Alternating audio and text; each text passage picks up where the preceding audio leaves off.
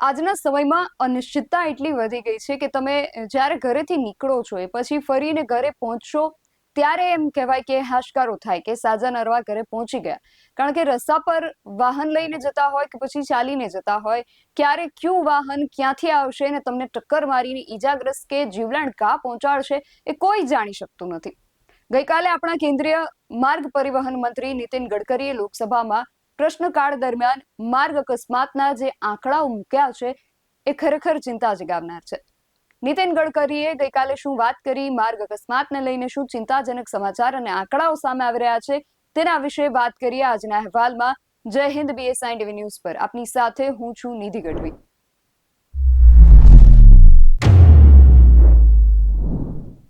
ભારતમાં દર વર્ષે લાખો લોકો રોડ એક્સિડન્ટમાં પોતાનો જીવ ગુમાવે છે. આ ગંભીર સ્થિતિને જોતા કેન્દ્રીય માર્ગ પરિવહન મંત્રી નીતિન ગડકરીએ લોકસભામાં એક મોટી જાહેરાત કરી છે, જે મુજબ હાઈવે પર અકસ્માત સમયે ઘાયલ વ્યક્તિની મદદ કરનાર માણસને હવે રાહવીર તરીકે ઓળખવામાં આવશે અને તેને સરકાર તરફથી 25,000 રૂપિયાનું રોકડ ઇનામ પણ આપવામાં આવશે. લોકસભામાં પ્રશ્નકાળ દરમિયાન ગડકરીએ એવું પણ જણાવ્યું કે ભારતમાં દર વર્ષે અંદાજે 5 લાખ અકસ્માત થાય છે, જેમાં 1,80,000 લોકોના મોત થાય છે.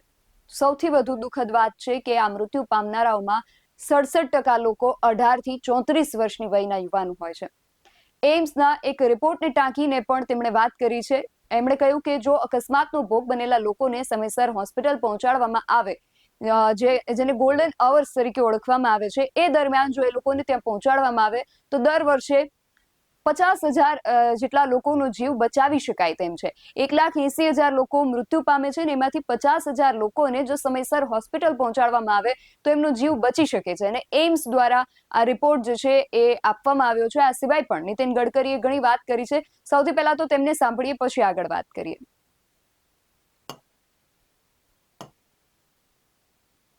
Data from the ministry report, road accidents in India in 2022 reveals that although highway comprises only about 2% of the total road network, they accounted for 36.2% of total road fatalities, that is 61,038. A major reason for this is the persistence of accident black spots.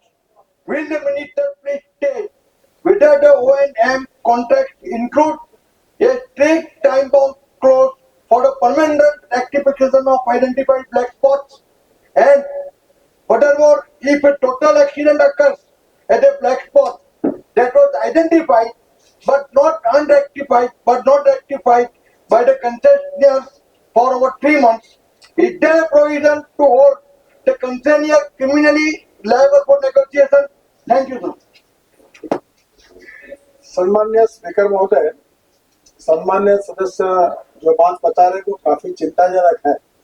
मैं speaker महोदय आपसे भी अनुरोध करूंगा कि सदन के द्वारा आपके नेतृत्व में इस विषय की तरफ आप भी एड्रेस करके लोगों को जगाने के काम के लिए हमें सहयोग करें। 5 लाख एक्सीडेंट्स होते हैं, 1,80,000 मौतें होती है और 18 से 34 एज ग्रुप में 66% यंग लड़के उनका डेथ हो जाता है। अभी दिल्ली के एम्स ने एक रिपोर्ट दिया है कि अगर ये जो एक्सीडेंट्स होते हैं उसमें अगर हम उनको मेडिकल हेल्प दे सकते हैं तो 50,000 लोगों की जान हम साल में बचा सकते हैं। और इसलिए सम्मान्य स्पीकर महोदय, हमने एक स्कीम तैयार की है, चाहे चालू भी हुई है। मैं आप सबका सहयोग मांगता हूँ कि रोड पर एक्सीडेंट होता है तो लोगों को लगता है कि कोई लफड़े में पड़े, तो मैं उनसे अनुरोध करूंगा, कोई कार्रवाई नहीं होगी, पुलिस तकलीफ नहीं देगा, आप उस व्यक्ति को उठाओ, हॉस्पिटल में पहुंचाओ और जो ये काम करेगा उसको हम राहवीर कहेंगे और उसको 25,000 रुपए का अवार्ड देंगे, ताकि 50,000 लोगों की जान बचे। बचाने के बाद जिस भी अस्पताल में उसको एडमिट करेंगे तो उस हॉस्पिटल में 7 दिन की ट्रीटमेंट और 1.5 लाख रुपए तक हम तुरंत उस हॉस्पिटल को रिम्बर्समेंट करके देंगे ताकि उसकी जान बचे। और मुझे लगता है कि इस काम में अगर ये सहयोग करेंगे तो फायदा होगा। दूसरा, संसद महोदय, हमने आपकी अध्यक्षता में एक्सीडेंट निवारण कमेटी हर कॉन्स्टिट्यूशन में स्थापित की है। कलेक्टर उसका सेक्रेटरी है। हर 2 महीने में एक बार मीटिंग करिए, ब्लैक स्पॉट ढूंढिए, सभी यंत्रणाओं को काम को लगाइए और इसको निश्चित रूप से दूर करने की कोशिश करिए। रोड इंजीनियरिंग में सुधार करने के लिए ब्लैक स्पॉट में हमने 7,000 ब्लैक स्पॉट रेक्टिफाई किए हैं, 40,000 करोड़ रुपए मंजूर किए हैं और लगातार ये रेक्टिफाई कर रहे हैं। नए ध्यान में आके वो कर रहे हैं क्योंकि हमारे डीपीआर डिफेक्टिव है, उसको भी सुधारने की कोशिश कर रहे हैं। और ऑटोमोबाइल इंजीनियरिंग में अब 6 एयरबैग्स मैंडेटरी कर दिए है।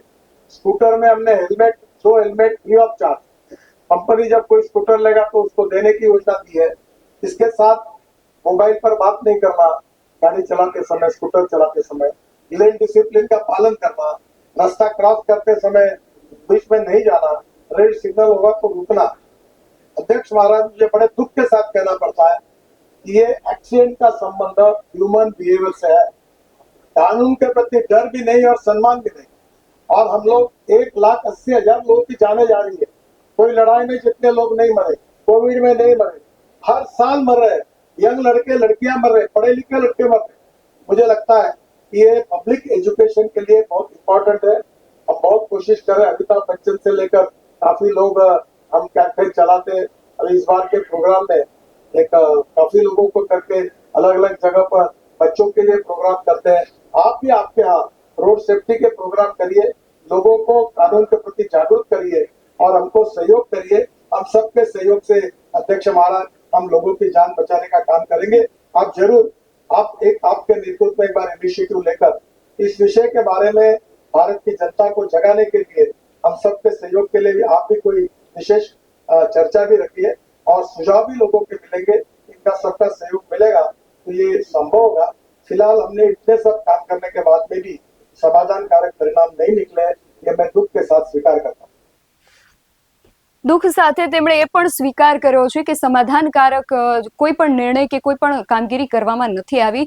એમણે જે અમુક આંકડાઓની વાત કરી કે ભારતની અંદર ગત વર્ષમાં 1,80,000 લગભગ 5 લાખ જેટલા તો અકસ્માતો સર્જાયા છે ને એમાંથી 1,80,000 જેટલા લોકો માર્ગ અકસ્માતમાં મૃત્યુ પામી રહ્યા છે.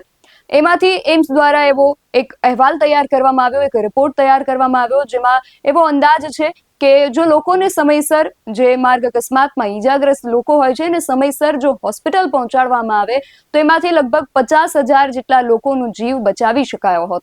એટલા માટે કેન્દ્ર સરકાર હવે આ એક સ્કીમ લઈને આવી છે જે રાહવીર તરીકે ઓળખાય છે. જે પણ લોકો હશે ઈજાગ્રસ્ત જે માર્ગ અકસ્માતમાં થયા છે એમને હોસ્પિટલ સુધી પહોંચાડશે તો એમને 25,000 રૂપિયા રોકડ પુરસ્કાર આપી આ લોકોને બચાવવાનું જે કામ છે એને પ્રોત્સાહન આપવાનો આ જે પ્રયાસ છે. એમણે નીતિન ગડકરીજીએ જે આંકડાઓની વાત કરી, થોડા આંકડાઓ વિશે આપણે પણ આજે વાત કરવી છે. આ જે આંકડાઓ છે તમે જોઈ શકો છો. Deaths due to road accident in India, ministry of road transport and highway દ્વારા આ જે અહેવાલ છે એને જાહેર કરવામાં આવ્યો છે. આંકડાઓ તમે જોઈ શકો છો. 2018 થી લઈને 2022 સુધીના આંકડાઓ જે છે અહીંયા દર્શાવવામાં આવ્યા છે.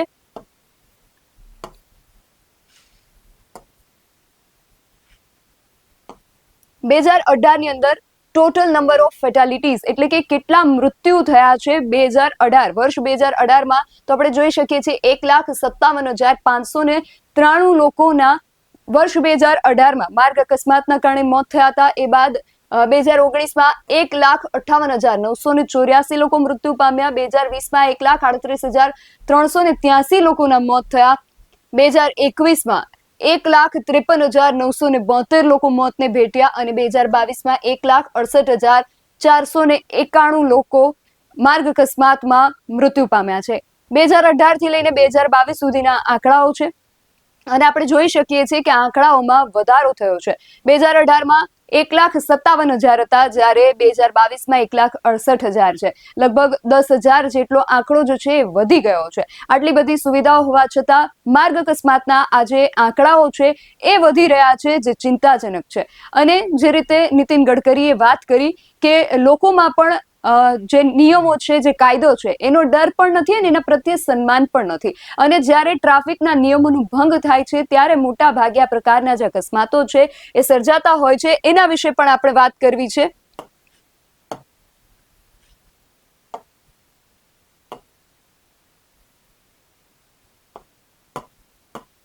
અહીંયા જે આંકડાઓ આપવામાં આવ્યા છે એના પર એકવાર નજર કરીએ. તમે જોઈ શકો છો કે drunken and driving, consumption of alcohol and drugs, drink and ડ્રાઈવના કેસીસ આપણે જોતા હોઈએ છીએ કે ઘણીવાર બનતા હોય છે અને એમાં મોટા ભાગે માર્ગ અકસ્માતના બનાવો બનતા હોય છે. 4201 લોકો વર્ષ 2022માં આ નિયમના ભંગના કારણે માર્ગ અકસ્માતમાં મોતને ભેટ્યા છે. આ બધા જે કારણો આપવામાં આવ્યા છે રોડ અને ટ્રાન્સપોર્ટ વિભાગ દ્વારા, ડ્રાઇવિંગ ઓન રોંગ સાઈડમાં ડ્રાઇવિંગ કરવાના કારણે 9000થી વધુ લોકોના માર્ગ અકસ્માતમાં મોત થયા છે. જમ્પિંગ રેડ લાઇટ, જ્યારે સિગ્નલ રેડ હોય છે ત્યારે લોકોમાં ધીરજ નથી રહેતી અને રેડ સિગ્નલ જે છે એને તોડીને આગળ જતા હોય છે અને પછી અકસ્માત સર્જાતા હોય છે અને 1462 લોકો જે રેડ લાઇટ હોય છે એને જમ્પ કરવાના કારણે મોતને ભેટ્યા છે.